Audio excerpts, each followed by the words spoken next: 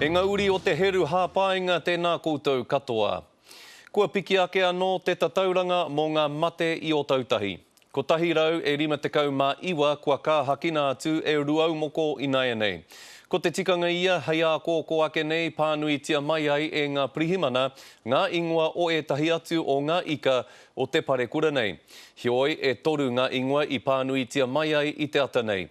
Ia rā, ko te mahi a Donna Tairākena, he tatari I roto I te mō niania kei pānui tia mai te ingoa o tana tāne o Wali.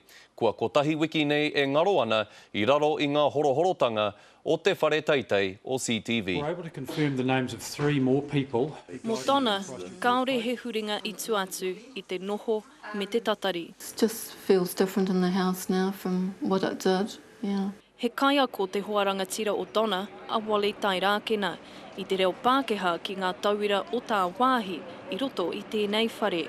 I did decide then that, yeah, there was very little chance of him surviving. Kaore anoa tōna I rongo kōrero mo tāna tāne. Engari I tai atu he kōrero whakatūpato. Just kind of looked into my eyes and said, you know, there is no hope. There is no hope. This is it. Ko te kaupapa kei te hiki I te wairua o Donna I roto I enei wā taumaha, ko te kapo atu I te āhua whakakuakua I a rāua ko Wali, a rā ki ngā mahi pā reka o te whakatangitangi whakangahau hoki.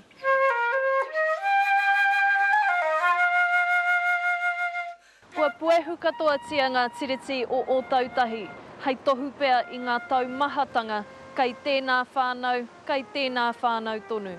Pērā me te whānau Tairākena. Aha kua kei te tahi tonu ngā rōpūrapu tangata I roto I ngā para o ngā wāhi e whakaarohia tērā pea he tangata kai roto I ngā kaute te whānau o te parekura. This is hurting, but so is everybody else, and it's a shared pain, and Christchurch is sharing a pain together. He kotahi rau rima te kaumā iwa ngā tūpāpaku kua kitea, neke atu I te ruarau kei te ngaro tonu. I find relief in that, rather than it being isolated to kind of, you know, I guess the why me and poor us, poor everybody.